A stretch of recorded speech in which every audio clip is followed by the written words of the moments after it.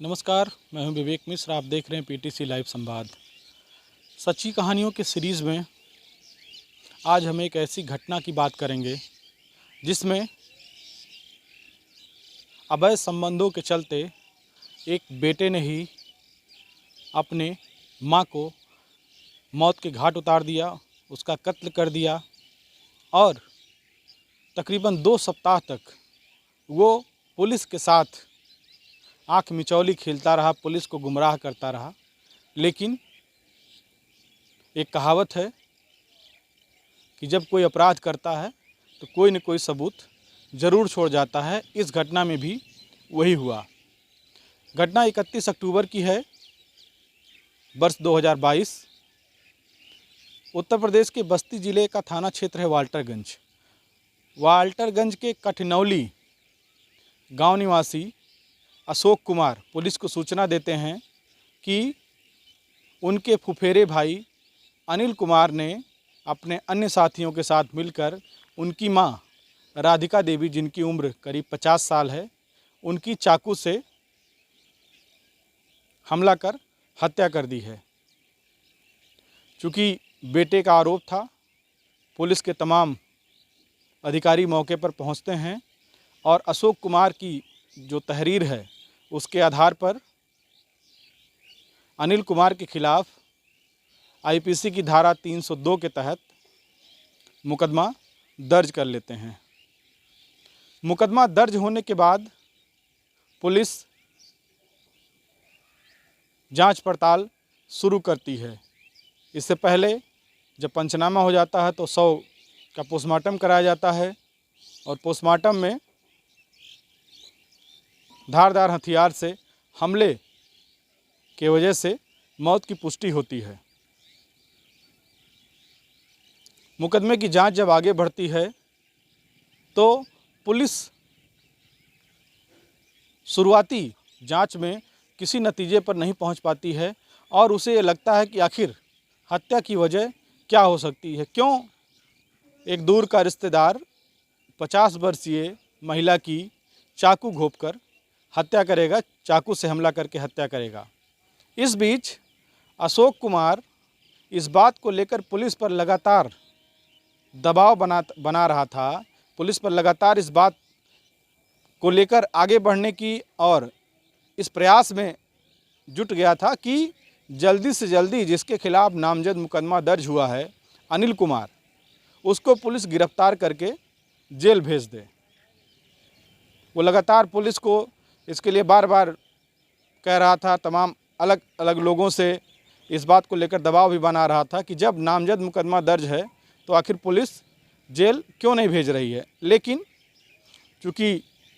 मामला हत्या का था इसलिए पुलिस के तमाम जो अधिकारियों के निर्देश पर जो इसमें टीमें लगाई गई थीं वो क्राइम ब्रांच की स्वाट टीम थी और जो थानाध्यक्ष वाल्टरगंज है योगेश कुमार सिंह, वो खुद भी पूरे मामले की जांच में लगे हुए थे। पुलिस जो नामजद आरोपित है उसकी उस दिन की जो गतिविधि थी, घटना के दिन की, उसकी जांच शुरू करती है और जो आरोपित अनिल कुमार था, जिसके खिलाफ जो मृतका का पुत्र है अशोक कुमार, उसने 302 का हत्या का मुकदमा दर्ज करवाया था। जब 31 दिसंबर को पुलिस खोजते हुए उसकी गतिविधियों के बारे में जांच करती है तो उस दिन जांच के दौरान ये चीज़ सामने आती है कि वो शहर के एक ढाबे पर मौजूद था। जो घटना का समय तहरीर में दर्शाया गया और जिस तहरीर के आधार पर अनिल कुमार के खिलाफ हत्या का मुकदमा दर्ज हुआ था, तो उस समय ये चीज़ निकल कर सामने आई जांच में। उसके लिए सीसीटीवी फुटेज और जो अनिल कुमार की मोबाइल थी उसका लोकेशन जो नंबर था, ये तमाम सारी चीज़ें पुलिस ने शुरुआती जाँच में ये बात सामने आई कि वो उस समय घटना स्थल पर मौजूद नहीं था। गांव के लोगों ने पूछताछ में ये चीज़ पुलिस को बताई भी कि कोई ऐसा संदिग्ध व्यक्ति उस दिन नहीं दिखा जो गांव के लोगों के लिए जिसका चेहरा नया हो या जो कम आता जाता हो। गांव में ऐसी किसी गतिविधि की पुष्टि गांव के लोगों ने नहीं की, क्योंकि उस दिन शाम को तमाम लोग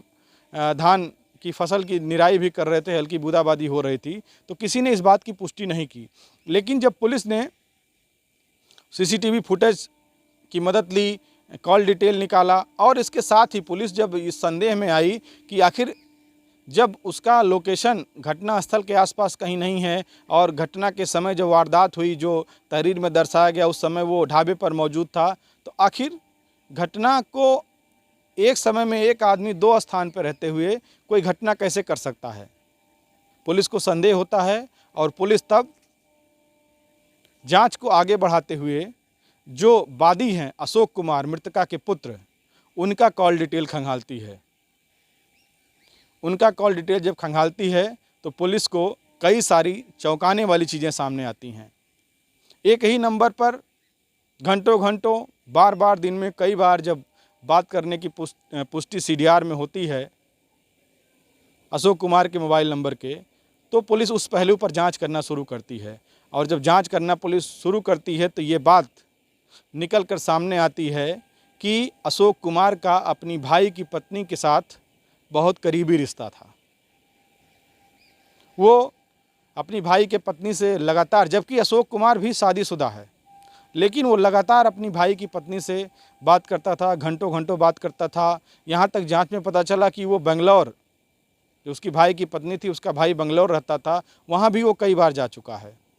तो जांच के दौरान जब सीडीआर के सहारे पुलिस उस जांच को आगे बढ़ाती है, तब ये बात सामने निकल कर आती है और तमाम स्तर पर गोपनीय जांच भी होती है, तब ये बात सामने निकल कर आती है कि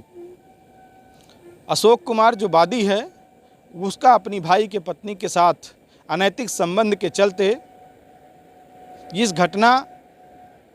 को अंजाम दिया गया। और इस बात की जब जानकारी, जब दोनों के संबंधों के बारे में जानकारी अशोक की मां राधिका को होती है, तो राधिका इस बात का विरोध करती है। वो नहीं चाहती है कि परिवार में इस तरीके का व्यभिचार फैले और परिवार विखंडित हो जाए, परिवार पूरी तरीके से बिखर जाए। और इसी बात का विरोध करने के चलते ही राधिका को अपनी जान गंवानी पड़ी। अशोक कुमार को जब इस बात का लगातार राधिका ने विरोध किया कि वो इस तरीके की हरकत ना करे और जो उसका अपने भाई के पत्नी से जो अनैतिक संबंध है वो ख़त्म करते हुए परिवार को सहेजने का काम करे, परिवार को साथ लेकर चलने का काम करे, इस बात का विरोध अशोक सह नहीं पाया और आवेश में आकर उसने अपनी मां राधिका देवी पर चाकू से हमला कर दिया और कई बार उसने हमला किया और उस हमले में राधिका देवी की मौत हो गई। जब पुलिस ने सारी चीज़ों को इकट्ठा किया, उसके भाई, इसकी पत्नी से पूछताछ हुई और पुलिस ने सख्ती के साथ अशोक कुमार से पूछताछ की, तो सारे बिंदुओं को जब सहेज कर सारे परिणाम निकाले गए तो पुलिस इस नतीजे पर पहुंची कि जो अशोक कुमार ने जिसके खिलाफ मुकदमा दर्ज कराया था, अनिल कुमार, वो पूरी तरीके से निर्दोष था। जबकि अशोक लगातार इस बात को लेकर दबाव बना रहा था पुलिस पर कि 302 का आरोपी है, नामजद हत्या का मुकदमा दर्ज है और अनिल कुमार को पुलिस जेल भेज दे। अशोक को यह लग रहा था कि जब पुलिस अनिल कुमार को जेल भेज देगी तो वो सुरक्षित हो जाएगा और अनिल कुमार 302 के आरोप में जेल चला जाएगा। अशोक कुमार की मां की हत्या का आरोप उस पर था। लेकिन पुलिस ने जब सारी चीज़ों को जांच करके परिणाम निकाला तो सारी चीज़ें अपने आप खुलकर सामने आ गईं। और 13 तारीख को पुलिस ने, 31 तारीख की घटना है और 13 तारीख को अगले महीने में 13/9/2022 को बस्ती पुलिस ने घटना का पर्दाफाश किया और अनिल कुमार जो कि 302 के आरोपी थे, उनकी जगह पर जिसने सही में सच में घटना को अंजाम दिया था, वो अशोक कुमार पुत्र जनार्दन को 302 के आरोप में पुलिस ने जेल भेजने की कार्रवाई की। तो अनैतिक संबंधों के चलते जिस तरीके से एक बेटे ने अपनी ही मां का कत्ल कर दिया, ये इस बात का प्रमाण है, इस बात का संदेश है कि जब वैचारिक रूप से भ्रष्ट होकर वैचारिक इसी गलत रास्ते पर आगे चलता है तो उसका परिणाम हमेशा बुरा भी आता है और वही इस घटना में हुआ भी। लेकिन दूसरा, पुलिस का जो इसमें पुलिस ने जिस तरीके से सराहनीय काम किया, प्रशंसनीय काम किया बस्ती पुलिस ने, वो एक निर्दोष व्यक्ति को जेल जाने से पुलिस ने बचा लिया। अगर पुलिस ने तहरीर के आधार पर मुकदमा दर्ज होने के बाद इस बात पर भरोसा करके अनिल कुमार को जेल भेज देती तो कहीं ना कहीं ये अपराध होता। लेकिन बहुत सतर्कता से, बारीकी से सीसीटीवी फुटेज, मोबाइल डिटेल और तमाम सारी बिंदुओं पर जांच हुई और अंत में जो सही में जिसने घटना को अंजाम दिया था वो जेल भेजा गया।